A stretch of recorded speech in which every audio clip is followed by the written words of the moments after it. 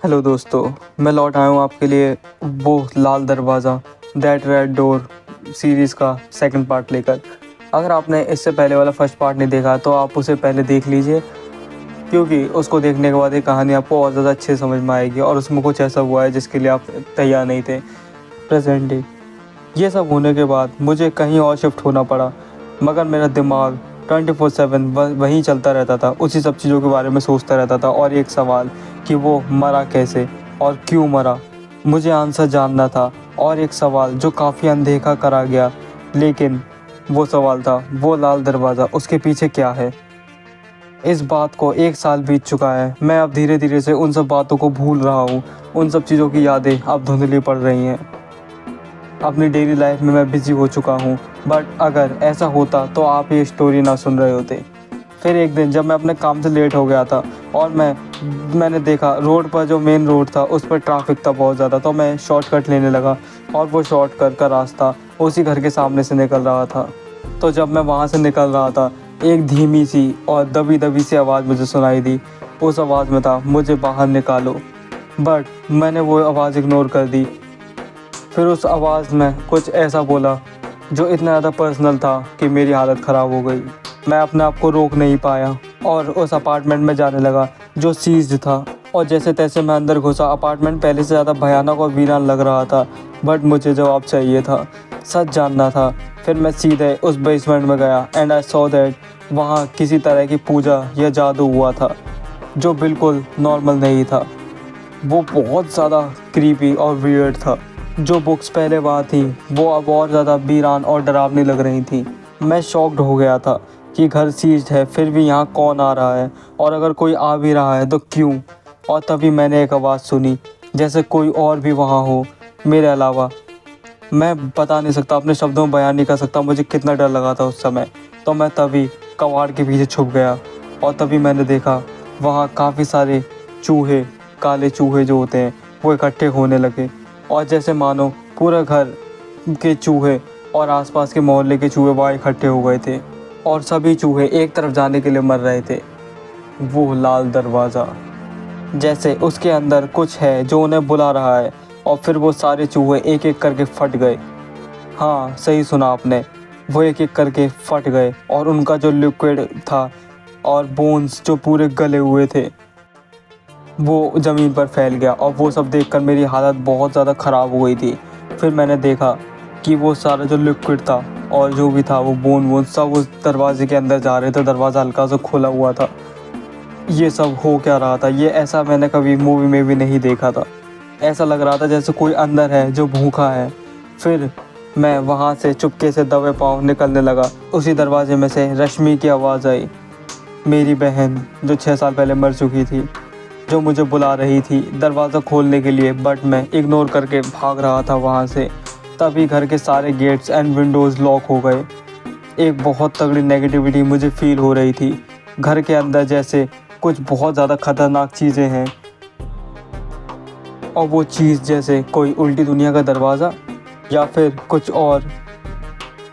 मैं खिंचा चला गया और फिर वहीं उसी दरवाजे के पास पहुंच गया जहां से मैं भागने की कोशिश कर रहा था। और लॉक्स में एक छोटी सी जगह होती है जहाँ से हम की अंदर डालते हैं, तो वहाँ पर एक छेद होता है। मैंने वहाँ से उस दरवाजे के अंदर देखा और जो मुझे दिखा वो भयानक था। मैंने उस दरवाजे के अंदर देखा अंधेरा, एक ऐसा अंधेरा जो किसी भी चीज़ को अपने अंदर समाने के लिए काफ़ी था। ये देखकर बहुत ज़्यादा डर लगा मुझे।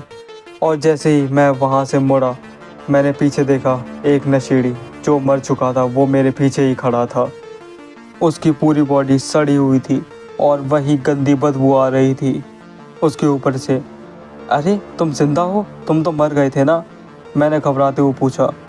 उसने मुस्कुराते हुए कहा, ये मौत नहीं आज़ादी है। मैं उल्टी दुनिया में आज़ाद परिंदा जैसा हूँ। ये दुनिया क्रूल एंड मतलबी है। मैंने पूछा, उल्टी दुनिया, ये क्या कह रहे हो, तुम पागल हो गया। वो एक अजीब सी तरीके से मुस्कुराया, मुझसे बोला, समझ जाओगे तुम जल्दी ही। तभी उसने मेरे सर पे कुछ मार दिया और उसके बाद मुझे कुछ भी नहीं ध्यान। बस इतना ध्यान है कि मैं नीचे गिरा और मेरा हाथ वहाँ के रखे कबाड़ में पड़ा, जिसका मुझे बहुत ज़्यादा दर्द हुआ। लेकिन उसके बाद का मुझे कुछ नहीं ध्यान। और फिर मेरी आँख खुली। हाँ, मैं सो रहा था। जब मैं उठा मेरे कमरे में अंधेरा था, एक भी लाइट नहीं जल रही थी। बट फिर मैंने नोटिस करा मेरे सिर में दर्द हो रहा था और एक चीज़ जो मैंने देखी उसने मेरे होश उड़ा दिए। मेरे हाथ में खरोंच, वही खरोंच जो ज़मीन पे गिरते टाइम आई थी। मतलब मैं वहीं था, उसी जगह मौजूद था। बट मैं यहाँ कैसे आया, या आखिर हो क्या रहा है ये सब। मुझे अब रोना आ रहा था because what the fuck is happening with me. ये सब मुझे कुछ ठीक नहीं लग रहा था। तो मैंने सोचा उस घर पे नज़र रखी जाए। तो मैंने उस घर पे नज़र रखनी शुरू करी और वो आवाज़ें फिर से आना स्टार्ट हो गई थी। और मुझे अब छुटकारा पाना था इन सब चीज़ों से, उन आवाज़ों से। मैंने अपनी जॉब से कुछ दिन के लिए लीव ले ली और वहाँ नज़र रखने लगा। फिर मैं नोटिस करा कि वहाँ एक बच्चा जैसे वो किसी को ढूंढ रहा हो। ढूंढते ढूंढते वो उस अपार्टमेंट में घुस गया और मुझे पता थी कि इसके साथ कुछ बहुत बुरा होने वाला है। तो मैं भी उसके पीछे भागकर उस अपार्टमेंट में पहुंचा। जैसे ही वो बच्चा उसके अंदर गया सो वहाँ के सारे गेट्स बंद हो गए। गेट तोड़ने पड़े। वहाँ पर एक सरिया रखी थी, उससे, लोहे की होती है, उससे गेट तोड़े और मैं अंदर घुसा। और अंदर देखकर ऐसा लग रहा था जैसे कोई रिचुअल चल रहा हो। और एक घेरा, गोल घेरा, जैसा आपको स्क्रीन पे दिख रहा होगा, उस तरह का एक घेरा अंदर बना हुआ था और वो बच्चा उस घेरे के अंदर था। और ऐसा लग रहा था जैसे कोई अनदेखी शक्ति कोई रिचुअल कर रही है, कोई पूजा। फिर तभी वो लाल दरवाज़ा खुला और उसके अंदर से कुछ अंधेरा सा बाहर आया, जैसे परछाइयाँ, जैसे कुछ बहुत ज़्यादा ख़तरनाक अंधेरा। और वो बच्चा एकदम से उस दरवाजे के अंदर चला गया मेरी आंखों के सामने और तुरंत दरवाज़ा बंद हो गया। मैंने वो दरवाज़ा खोलने का बहुत ट्राई करा लेकिन वो मुझसे नहीं खुला। हर बार की तरह मैं नाकाम रहा और इस बात में इतना ज़्यादा नाकाम था मैं उस बच्चे को भी नहीं बचा पाया। वो बच्चा मेरी आंखों के सामने मौत के घाट उतर गया, उस दरवाजे के अंदर चला गया, लेकिन मैं कुछ भी नहीं कर पाया। कुछ दिन बाद पुलिस उस बच्चे को ढूंढ रही थी आसपास के इलाकों में। मैं बुरी तरह टूट गया था जब मैंने उस बच्चे के माँ बाप को रोते हुए देखा, तड़पते हुए देखा। फिर मैंने ठान लिया था अब मुझे सच जानना है और उस चीज़ को रोकना है जो भी उस दरवाजे के अंदर है और जो भी वो करना चाहती है, चाहता है। तभी मुझे ध्यान आया कि मेरी एक दोस्त थी सुनैना, जो इन सब चीज़ों में इंटरेस्टेड थी, जैसे स्पिरिचुअलिटी, एस्ट्रोलॉजी, इसमें उसने डिग्री भी ली थी। तो मुझे शायद लगा कि वो मेरी बात समझ जाएगी और मैंने उसे कॉल करा और उसने कॉल उठाया और कहा, अरे देखो तो लाट साहब का कॉल आया है, इतने सालों बाद, मरा नहीं अब तक तू? जान बचाने के लिए ही तुझे कॉल करा है। उसने बोला भाड़ में जा। मैंने बोला कॉल कट मत करना please, it's very serious problem. फिर मैंने सब कुछ उसे बताया और उसने कहा बड़े सीरियस होकर एक पैरासीटामोल फिनाइल के साथ लेकर सो जा। मैंने कहा क्या? उसने कहा तू पागल हो चुका है और तुझे आराम की ज़रूरत है बहुत ज़्यादा और सोने की। फिर मैंने बोला माफ़ करना, मुझे लगा था कि पूरी दुनिया में बस एक तू है जो मेरी बात समझेगी और बस मैं उसमें गलत रहा। माफ़ करना तेरा टाइम ख़राब करने के लिए। उसने बोला ओके अब इमोशनल ड्रामा मत कर कुत्ते, बहुत पिटेगा तू, बता क्या करना है। फिर मैंने उससे बोला यहाँ नोएडा आ और हम जा रहे हैं उस अपार्टमेंट के पास। फिर वो अगले दिन ही नोएडा आ गई। जब हम वहाँ पहुँचे पुलिस उस घर की इन्वेस्टिगेशन कर रही थी। उन्हें घर के अंदर से 2 डेड बॉडीज़ मिली थी। हाँ 2 डेड बॉडीज़, मतलब 2 और मर्डर हो चुके थे वहाँ पर और कोई भी सबूत नहीं डेड बॉडी के मरने का, कुछ भी नहीं, बस 2 डेड बॉडीज़ अजीब तरीके से मरी हुई। अब सुनैना को भी मेरी बात पर भरोसा हो चुका था।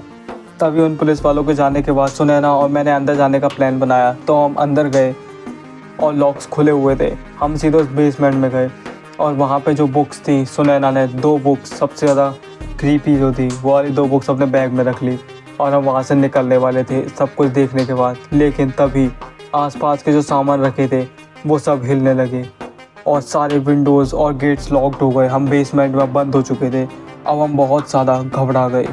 एक अजीब सी मानूसियत और नेगेटिविटी, बहुत ज़्यादा हवा में भारीपन हमें फील होने लगा, जैसे कुछ बहुत ज़्यादा ख़तरनाक हमारे आसपास है उसी बेसमेंट में। तभी उस बेसमेंट में से आवाज़ें आने लगी, हल्का सा खुला और आवाज़ें आ रही थी, चीखने चिल्लाने की आवाज़ें, दर्द भरी आवाज़ें, सुनैना के घर वालों की आवाज़ें, मेरे घर वालों की आवाज़ें, रश्मि की आवाज़ें। वो इतनी ज़्यादा भयानक थी कि मुझे तो सब कुछ पता था तो मैं अपने आप को रोक पा रहा था, लेकिन सुनैना अपने आप को नहीं रोक पाई। वो उस दरवाजे की तरफ बढ़ने लगी, जो दरवाज़ा हल्का सा खुला हुआ था। और अगर वो उस दरवाजे के अंदर जाती तो पता नहीं उसके साथ क्या होता। तो मैंने उसका हाथ पकड़ के उसे जैसे तैसे खींच लिया बाहर, और जब हम वहाँ से थोड़े दूर हटे तभी दरवाज़ा बंद हो गया, और सारी मनुष्यत, नेगेटिविटी, जो भी बुरी चीज़ें हो रही थी वो सब उस दरवाजे के साथ ही बंद हो गई। हम दोनों बहुत ज़्यादा घबरा गए थे और अंदर ही अंदर मर चुके थे कि ये सब हुआ क्या। फिर सुनैना ने और मैंने सोचा कि अब हम घर जाना चाहिए हमें, तो हम वहाँ से भाग कर सीधे घर पहुँचे। सुनैना के घर वहीं पास में था। तो फिर सुनैना ने और मैंने उन बुक्स को पढ़ना शुरू करा। वो बुक संस्कृत में थी, तो मेरी तो सांसें ही फूल गई उन बुक्स को पढ़ने में। लेकिन सुनैना वो शुरुआत से काफ़ी होशियार थी, तो उसने उन सारी बुक्स को पढ़ना शुरू करा, दोनों बुक्स को। और मैं थका हुआ था बहुत ज़्यादा, तो उसने मुझसे बोला कि जा तू अपने घर जाके आराम कर ले थोड़ा, और मैंने उसकी बात मान ली।